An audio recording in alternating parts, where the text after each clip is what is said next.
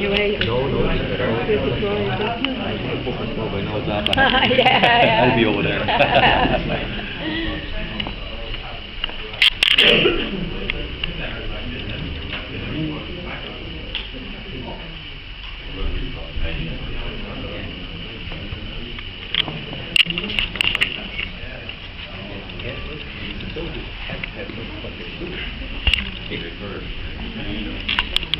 Good afternoon, everybody, ladies and gentlemen, and to our esteemed guests, Chris Fogarty and his good lady wife, Mary Sullivan.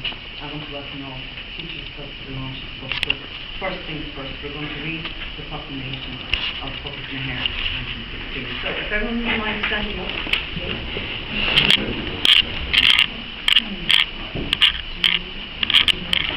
Public Maher, the provisional government of the Irish Republic to the people of Ireland.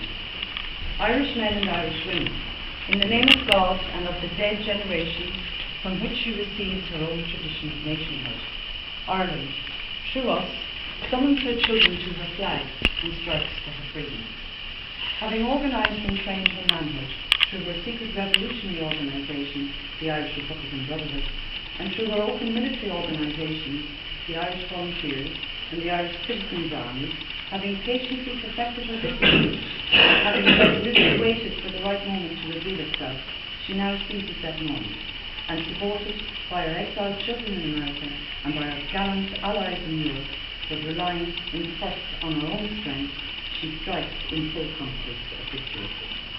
We declare the right of the people of Ireland to the ownership of Ireland, and to the unfettered control of Irish destinies, to be sovereign and indefeasible. The long usurpation of that right by a foreign people and government has not extinguished the right, nor can it ever be extinguished, except by the destruction of the Irish people. In every generation, the Irish people have asserted their right to national freedom and sovereignty. 6 times during the past 300 years, they have asserted it in arms.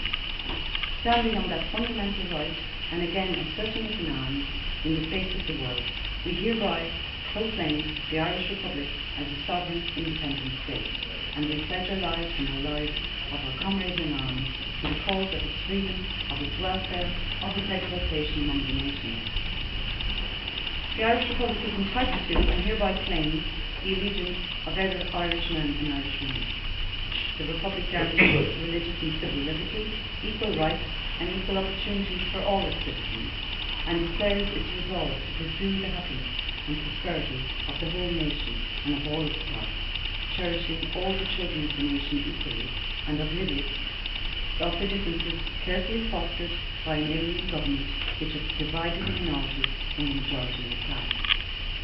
Until our arms have brought about the opportune moment for the establishment of a permanent national government, representative of the whole people of Ireland, and elected by the suffrages of all the men and women, the provisional government hereby constituted will administer the civil and military affairs of the Republic in trust to the people. We place the cause of the Irish Republic under the protection of the Most High God, whose blessing we invoke upon Ireland, and we pray that no one who serves that cause will dishonour it by cowardice, inhumanity, or ignorance. In this supreme hour, the Irish nation must, by its valour and discipline, and by its readiness of its children, sacrifice itself for the common good, prove itself worthy of the august destiny to which it is called. Signed on behalf of the Provisional Government, Thomas J. Clark, Sean McKinley, Mark McDonald, P.H. Pearce, Amy Scott, James Conley, and Joseph Conley. Thank you. Without further ado, I'm going to introduce the poet.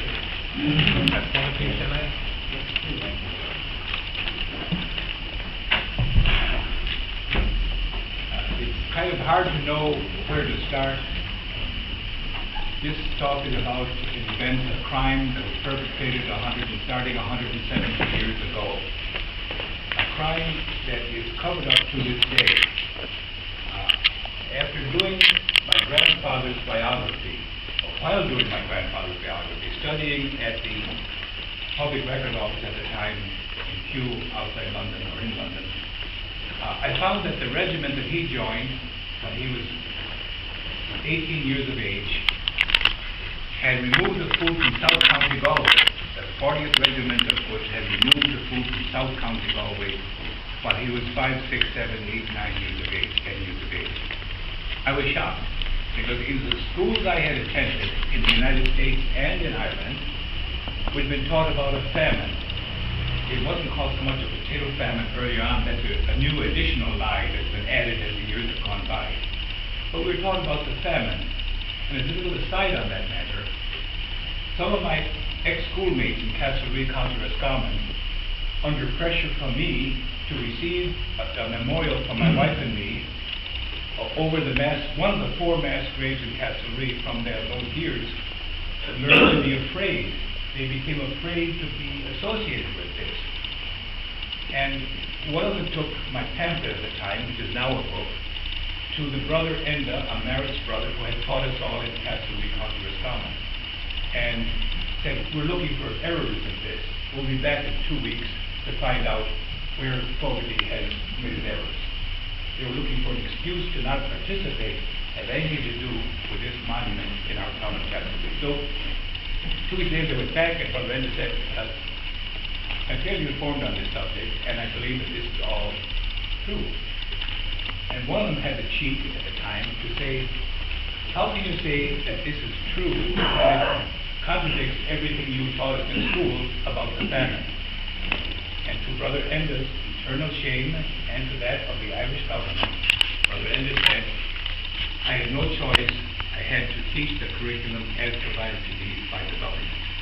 So there he admitted, after a 15-year teaching career, Maris brother Enda, born near Glasson, Westmeath, north of Athlone, admitted lying to his students about a genocide his whole teaching career.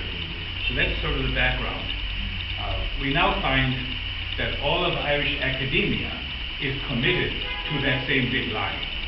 And these are adults now. These are adults who one would think should have some courage. And one would think that Ireland might be freer today than it was in the late 1940s. But I know of no exception among Irish academia today, and I want to learn of exceptions. I want to learn of people who respect the truth and who teach history. So in any event, I was prompted to do a pamphlet first, and then went back in 1995 or 6 when the likes of Senator Avril Doyle was coming out to the States to promote the potato famine. And later that was made electronic on www.irishholocaust.org. And then finally, when that website failed to silence the famine history fabricators, those who lie consistently about history, when that website failed to shame them into silence, I then wrote this book. And I hope that it will make a difference. I believe it will. It is far more detailed. In fact, I think one could call it comprehensive. It is far more detailed than the irishholocaust.org that you can find and the earlier pamphlet. And what's more, it also corrects an error in irishholocaust.org, in that in irishholocaust.org I used the word combination miscounted and other things, but it came up with 75 British regiments that removed Ireland's food. It was 67 British regiments that removed Ireland's food, and those 67 regiments were more than half of the British Empire Army at the time. The British Empire Army in those years totaled 130 regiments. 67 of those regiments removed the food from Ireland at gunpoint. Now, for years, the Irish academic historians have denied that any food left Ireland at all in those years. Christine Keneally, in a book review she did of Cormac O'Grada's The Great Famine, I believe he called it, said that his book would go a long way toward ending the myths passed down glibly from generation to generation in Ireland about callous landlords and food being shipped while the people starved. And she denied that any food at all left Ireland in those years. Under pressure, I believe, from people who carried my pamphlets to her book events along the East Coast of Boston, New York, down Baltimore, along the East Coast of the States, her next book not alone refuted all her previous work, but she said that she wrote that 4,000 shiploads of Irish grain alone sailed into Liverpool alone in 1847 alone, a complete reversal of her previous position. And as an academic historian, you think there might be some repercussions to that. She suffered no negative consequences. And so her position was that because she now acknowledged that food was leaving Ireland while the people were starving, a brand new lie was created by her and the rest of Irish academia that it was the rich Irish starving the poor Irish. So that's a brand new lie that started about 4 or 5 years ago, maybe 6 years ago. Brand new lie. The rich Irish starving the poor Irish. Well, it was rich people in Ireland, indeed, who were participating in that, but they were the landlords. And if people say, well, where are those landlords today? Well, they were all repatriated to England by the British government in between 1900 and 1910. They're essentially all gone. I was raised on a farm that was divided up out of Lord Will's Sanford estate.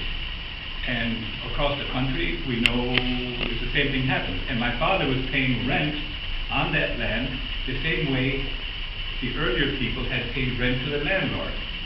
But what happened is that when the British government repatriated all of its Irish landlords in the face of international condemnation because of what they had been doing here along with the army, they forced the recipients of the land, whose ancestors had never sold it, they forced those recipients to pay rent, to amortize the sums, the above market sums that had been given to those landlords. They were paid more than the market price at the time because there was pressure, they were under pressure from the tillers of the soil. So the British government paid them above market prices and then amortized that amount that had been paid to the landlords and extracted it from the recipients of that land. So my father, along with all of his neighbors in County Roscommon and North County Galway that I personally know, were paying rent in addition to twice yearly rates on that land. And that land, those payments went to amortize the amounts that had been given to the landlords until De Valera, sometime in the 1930s, stopped forwarding that to the British government, started using it for Irish purposes, for which the British government responded by embargoing all Irish imports into Britain. That caused the hyper-capitalism in Europe. So that's kind of where we are. To me, the most shocking feature of the crime itself is that it is the efforts and time and treasure spent on denying it today. That's the shocking thing. I know of no genocide in history that is so denied, so vociferously denied in every possible way. And Ireland's academia is totally committed to the cover-up. So the notion that you have an academia that is committed to lying about historic events, it shocks me, and they're doing that today. Once my pamphlet was distributed around Chicago, the Irish Consul General gave a series of talks around the city, including in people's houses, to promote the notion of the famine.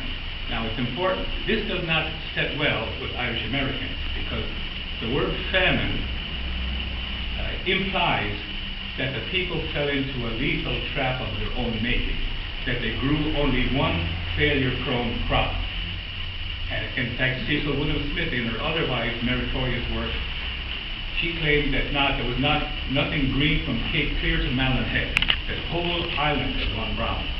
A shocking falsehood for a woman whose the rest of the book was pretty well done. So we have this lie ongoing, and we have work to do, all of us. This is not the work of one person or 15 people. It should be the work of human beings all over the world. Not alone the Irish, but everyone.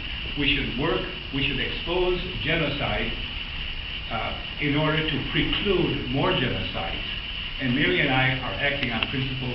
We are working against the American genocides in Iraq.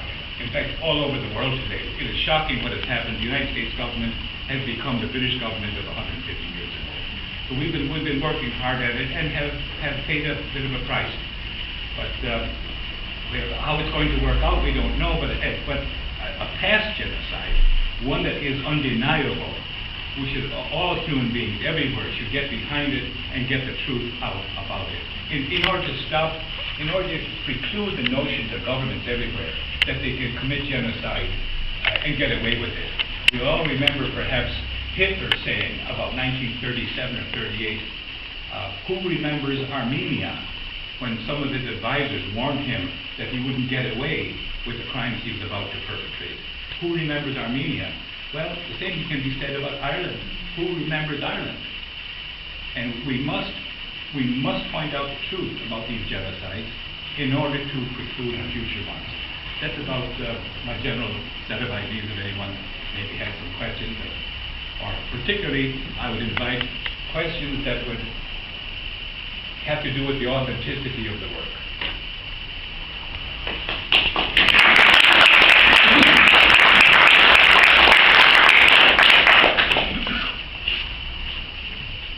I might just mention here one thing.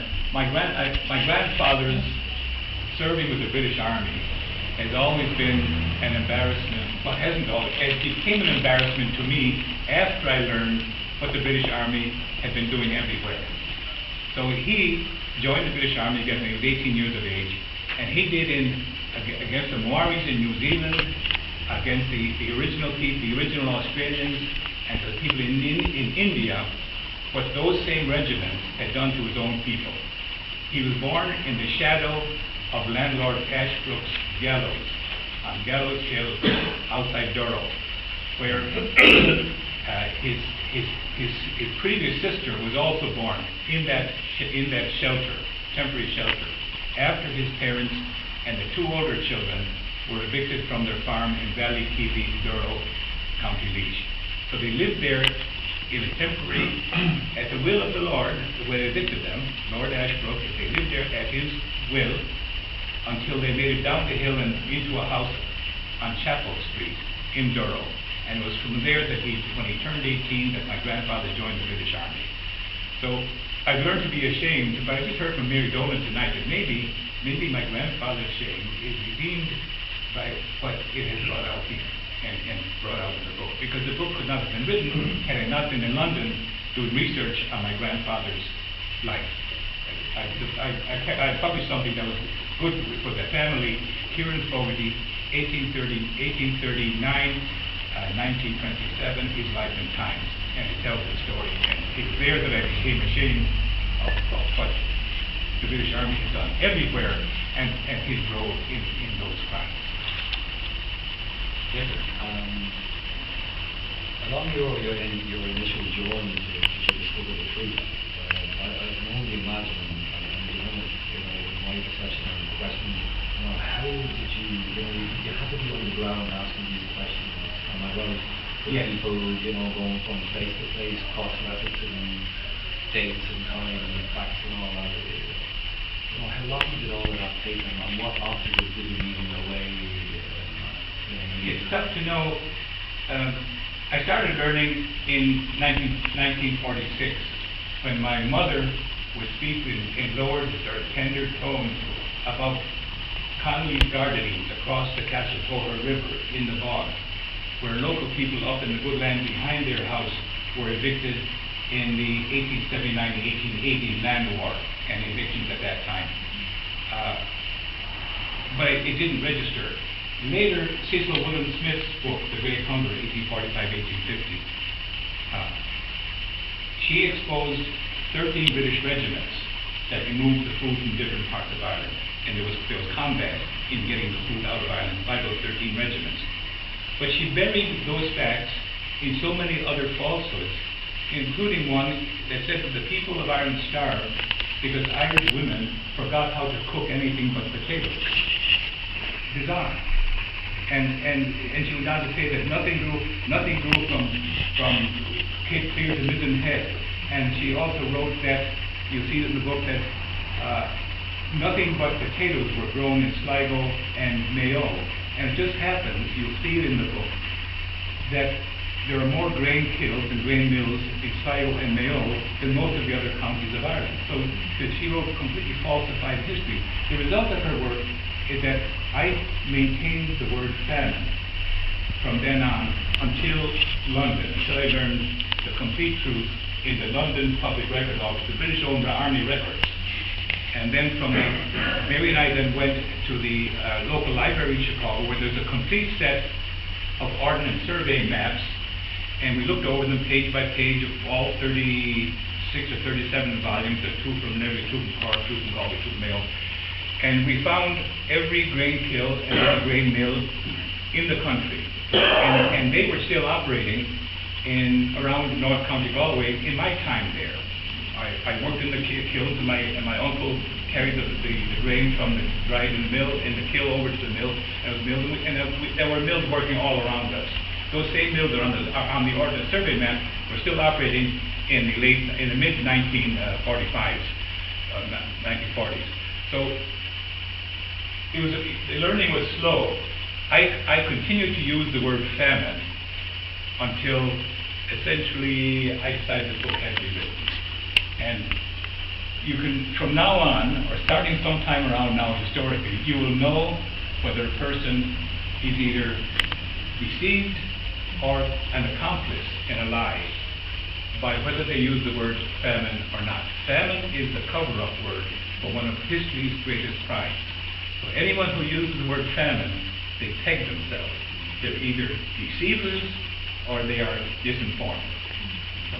Once they get this information, it is inescapable. Yeah, sure. I suppose you can ask the question, sorry, indigenous descendants of the Celtic tribe, they could only go to school.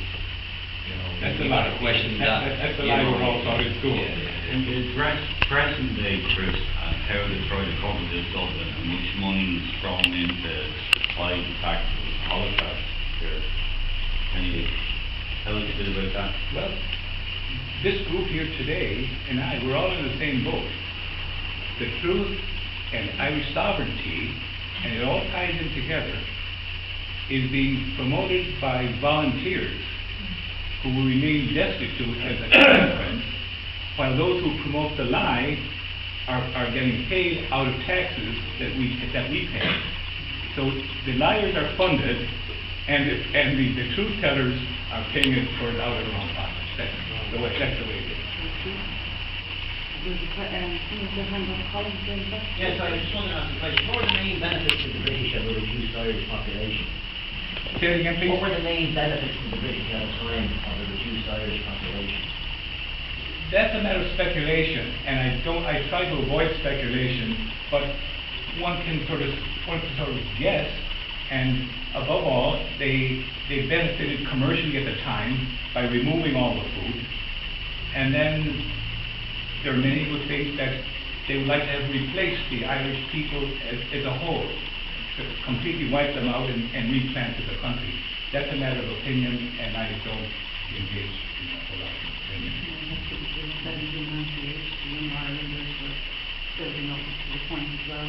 Indeed. Yes, these have gone on and on for years. Maybe it's worth mentioning here that the same people who are involved in this, in the big lie, tend to also be in favor of the new U.S. empire and the U.S.-UK empire. The crimes perpetrated supposedly since 9/11, 2001, are said to be caused by that event, 2001, 9/11. But in fact, the record is quite clear. They were planned well before that by a small group of people that call themselves the neoconservatives. They used to be Marxist-Leninists, for some reason became neoconservatives. And the crimes are now known. Anyone who cares can find the number of people who were murdered in those countries. And we know the military units who went there and bombed them or droned them or whatever they did. But those crimes needed some preliminary crimes. And this might shock you, and I hope it's not so far out that it will cast doubt upon the spirit of the book here. But it is a fact that the crimes perpetrated against Mary and me in Chicago by the FBI, motivated by MI5, was followed up when the same FBI agent who framed me for a triple murder of people I'd never known, and then later locked Mary and me up, along with two others, in a federal lockup in Chicago and tried to imprison us for the rest of our lives based upon, which we proved 15 months later in federal court, was an audio tape that the FBI themselves had criminally fabricated. The chief FBI agent who committed those crimes was never prosecuted for those crimes, but MI5 sent him to Ireland in late 1993 or early 1994, where he remained along with lifelong criminal David Rupert. And when I say lifelong criminal, I'm referring to a New York State Police affidavit attesting that David Rupert is a lifelong criminal. So those two lived in Ireland from late 1993, early 1994, until the evening of August 15, 1998, upon mission accomplished. And mission accomplished was the bombing of Omagh. And the bombing of Omagh was required by these neocons, along with MI5 and the FBI, to drive home the Good Friday Agreement to free up the British Army to be used in the new wars against Islam. That last part might seem to be strange speculation, and Mary and I, we didn't know why these crimes were perpetrated. We didn't know why the FBI were involved in the bombing, of the turning of an IRA bomb into an atrocity, let us say. It would seem to have been a Republican bomb, but it was turned into an atrocity by MI5 with the FBI. These were necessary steps to drive home the Good Friday Agreement, to free up the British Army, in order to have what the neocons called the international community behind their crimes. The international community was not much more than the United States military and the British military. That constituted largely what's called the international community. We would not know that this was a fact until the book Voices from the Grave, that was written some 3 years ago, in which the people who were interviewing for the Boston College papers interviewed Darcy Hughes for the Republicans on one side, this is just one part, and David Irvine, the head of the UVS, Ulster Volunteer Force, on the other. Both described their deeds. But David Irvine is taped stating, when I was brought to the White House, and I must say, as a murderer of many, as the lead murderer of hundreds of people, he was brought in triumph to the White House. But while at the White House, David Irvine accused the State Department, the U.S. government, of siding with what he called the provost. But the State Department, head of the Britain desk, said, on the contrary, the IRA don't have Buccaneer bombers. This is, by the way, on page 450 of Voices from the Grave. The IRA don't have Buccaneer bombers. They don't have aircraft carriers. And we, the United States government, must sew up the British exchequer so we can engage in our upcoming wars. David Irvine said, and we all looked at him, the head of the desk of the State Department, and that person said, Islamic fundamentalism. To which David Irvine followed up with, that was in 1994, and I was not alone, there are other witnesses. So all of these crimes, including the ones that you see, they all tie in to a historic series of massive crimes. And I'm hoping that we will all somehow, mankind will save itself, because I believe that mankind is doomed, living under people, so-called leaders like this, who believe that you can bomb your way to peace, bomb your way to international success. So that's what we're faced with today. Yes, sir. Just in relation to the 1845 disaster, so-called from previous to that. Previous to what now, Pete? Previous to that particular date, 1845. Yes. The British used every conceivable means to destroy the Irish race. They had us sent out to the colonies. They had us exiled. They had us executed. They done about tried to do away with our religion. They introduced charter schools here to convert our people. The quid pro quo was everything had to be in the words of English, plus the fact that everybody had to become Protestant. All The that- 1845 famine was the greatest natural disaster that aided and abetted England's subtle act of genocide on the people of Ireland. Mind you, I was in, Mary and I were at the Strokestown so-called Irish Famine Museum 20 years ago. And as you enter the lobby of this big house, and by the way, instead of finding out which regiment starved your people, if you're an American tourist trying to get information, you'll be guided into admiring the landlord's exquisite taste in furniture and architecture. That's the extent of their stuff. But I've lost the train of thought now. Oh, yeah, thank you very much, Mary, yeah. On the wall of that lobby, there is some foreign country, it must be China, gauging by the coolie hats, so-called coolie conical hats of the people working in the field. And on it in print is that Ireland is one of the few nations on earth that has committed national suicide by growing only one failure-prone crop. That was one lie. We wouldn't go in, we wouldn't go past that. But then there was a leaflet handed to us, a pamphlet, written by then President of Ireland, Mary Robinson, in which she referred to the so-called famine as Ireland's greatest natural catastrophe. And by the way, once you read the book and assimilate it, you will never use that statement again, and you won't use famine again either. Yes? Do you think there is a difference between the folk memory and the narrative of academia? Because I suspect the people, a lot of the ordinary people weren't as fooled by the official narrative as the ruling class would like to believe. John Mitchell, and you know, we can I understand your point about using the word famine, but John Mitchell said, after all, God may have sent the light, but it was England who created the famine.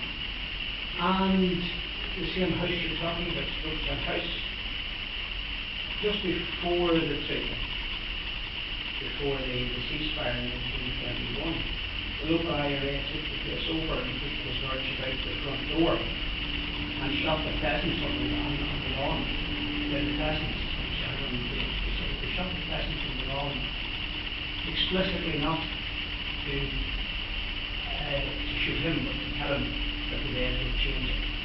That was the local IRA who were the local peasants of the time, who were the tenants of the Hagnam Mahans, the landlord of the Strokestown.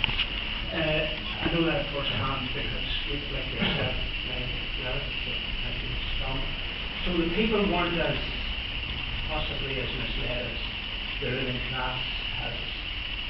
And I think obviously what your book is restoring a lot of the correct narrative.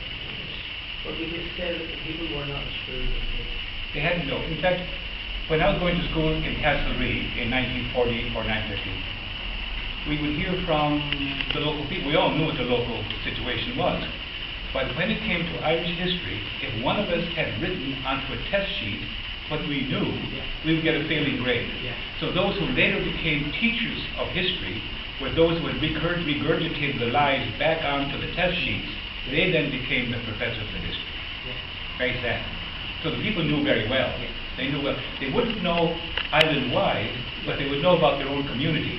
And a little background regarding the Pakenham Mahon estate, and that was the one adjoining that of the Wills Sanford estate.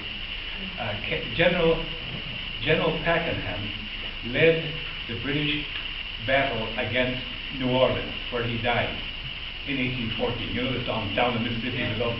That was General Pakenham who led that attack, and he died there.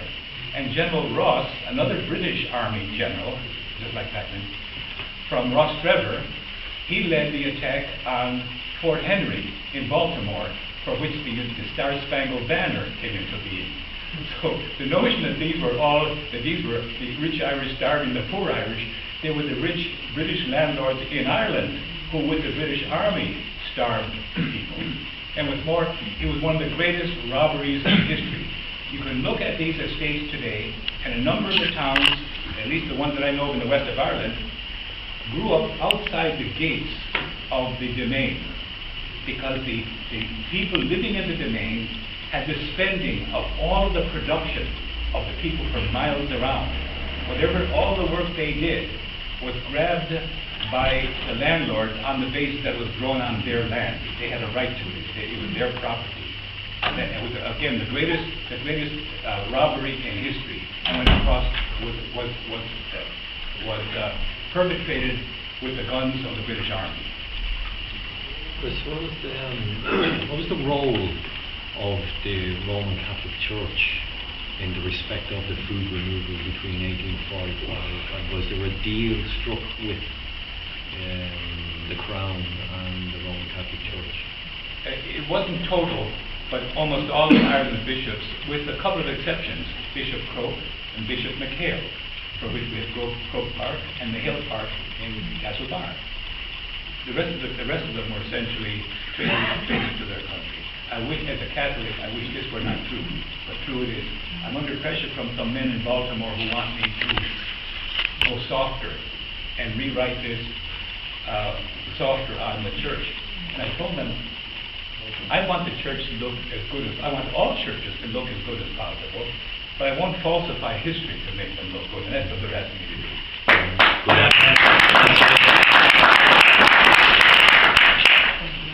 Actually, in the deals, in that famous line, no priest ever starved in the famine.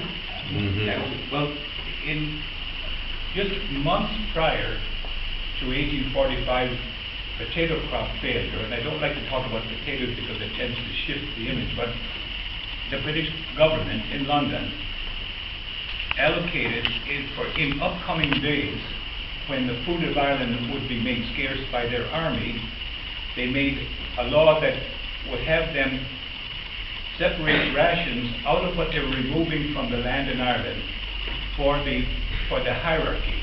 And the entire priesthood down to, but not including the level of curate, the lowest level of priest.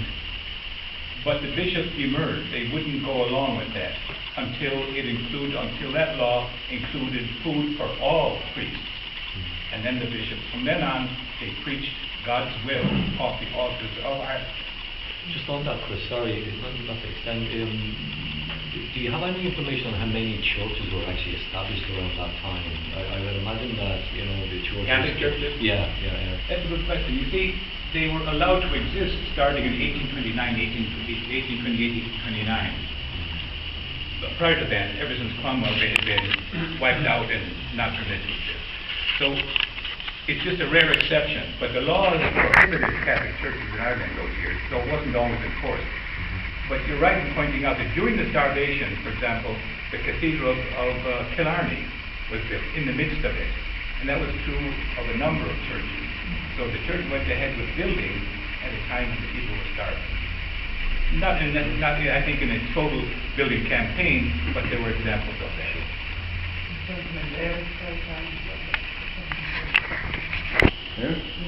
There's a number of issues I wanted to raise. So I'm sorry for being late. I got the wrong time for this event altogether.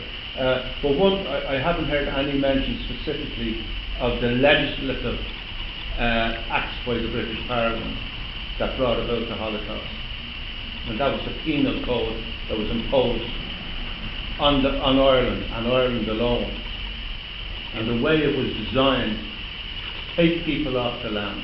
And it's sort of kind of an answer to an earlier question, to put the whole Irish problem in context. After the Reformation, whatever chance Ireland ever had of being an independent nation perished at the Reformation.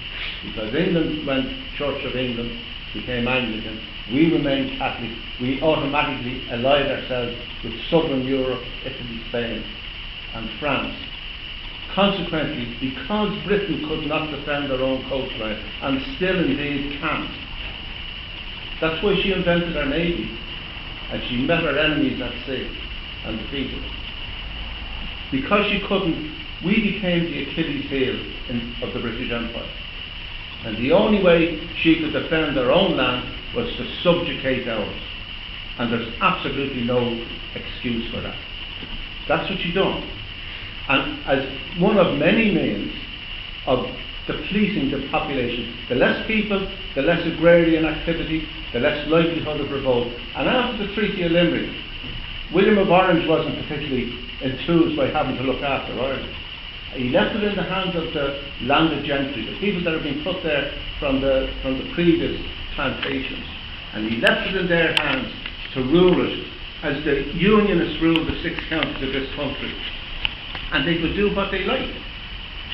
That is why, when they tried to bring food into Ireland to feed the starving population, you delight, and everyone knows the song where he stole Trevelyan's corn. So Charles Trevelyan could stand up in Westminster and say nothing should interfere with free trade, not even the death of a nation. And that was legislative genocide on the Irish people. You shouldn't be promoting their lie. I'm not promoting their lie. It wasn't free trade. Of course it wasn't free trade. What you just said. No, but the problem, it was never trade anyway, because the Irish peasant had no control over the produce he was producing. It was going to pay rent and to fill the likes of Strokestown House with all its beautiful furniture.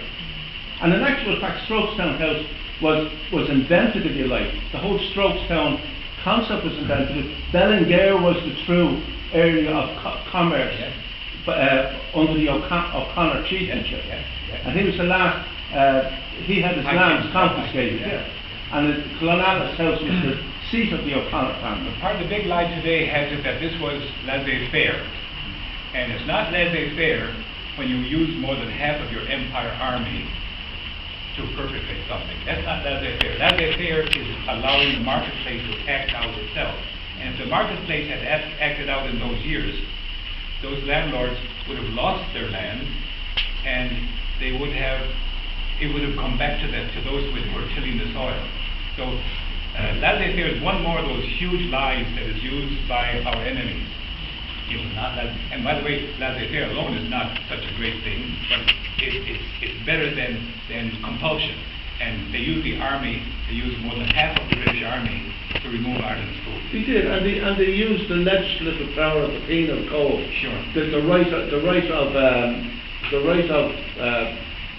what's the word, inheritance and everything was changed to depopulate Ireland. I must say, the worst of the penal era was ending before the army came in and removed the food. But the book does cover all that. In fact, I've been the only negative review I've had of the book, not in print but in personally, is that it's too large, that it contains too much of the history of British depredations in Ireland. That I should write another book that's about the starvation alone. But I wanted to put into the context that you're bringing up. I think it's fair to present that crime within a criminal context that went on for centuries. And that's what the book does. Chris, first of all, thanks for the book. I have read it quite so, and I'm an academic. I lecture in culinary arts, so I'm going to be doing research on it. So first of all, thank you. But in relation to, I think what a lot of people don't realise is how much of our nationhood has actually been stolen. Because culinary identity is a big part of who any nation is, or any people's are. Can you speak a little bit of maybe what you came across from the richness of our land, and our Irishness, or our Celticness before this Holocaust, and also maybe make a comparison with the beneficiaries, if you came across records, for example, of what the soldiers were actually eating as part of their regiments, because I think that might help focus people about the richness of the cuisine and what was actually taken away from us, because here we are all these years on, our cuisine is almost schizophrenic as a nation. We don't actually know what truly Irish food is.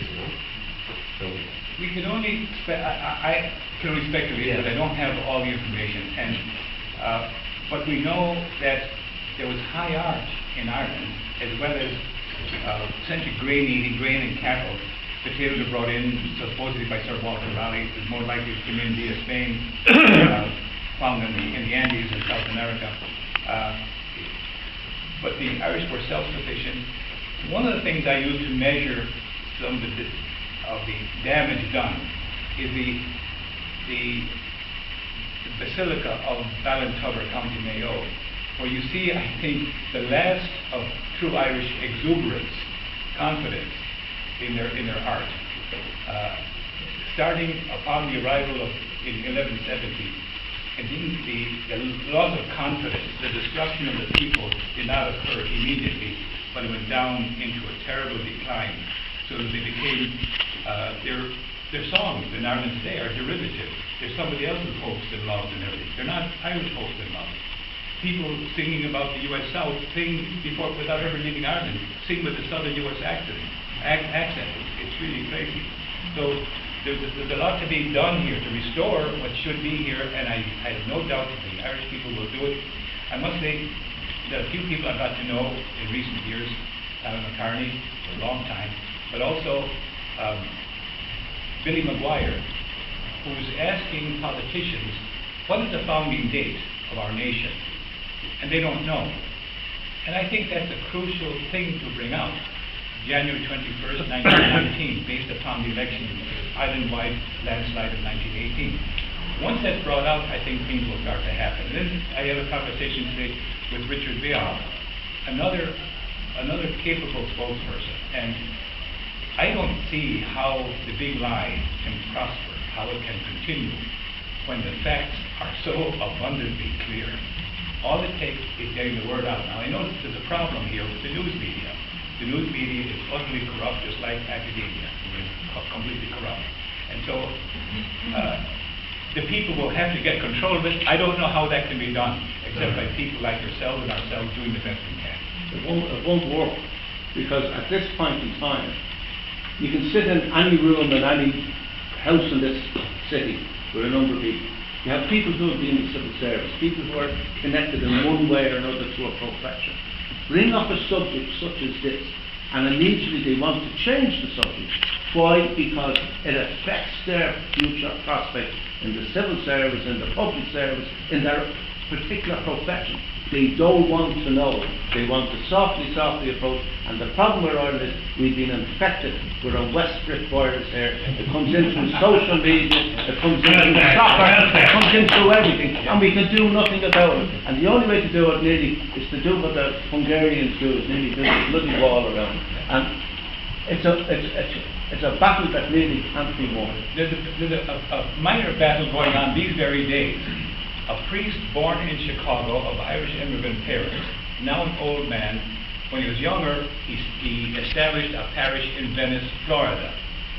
After becoming familiar with my work, he decided he would put up a memorial over the Holocaust mass graves. And by the way, when you all have read this book, if you cease using the word famine, which supports the big lie, you will start to have a useful effect.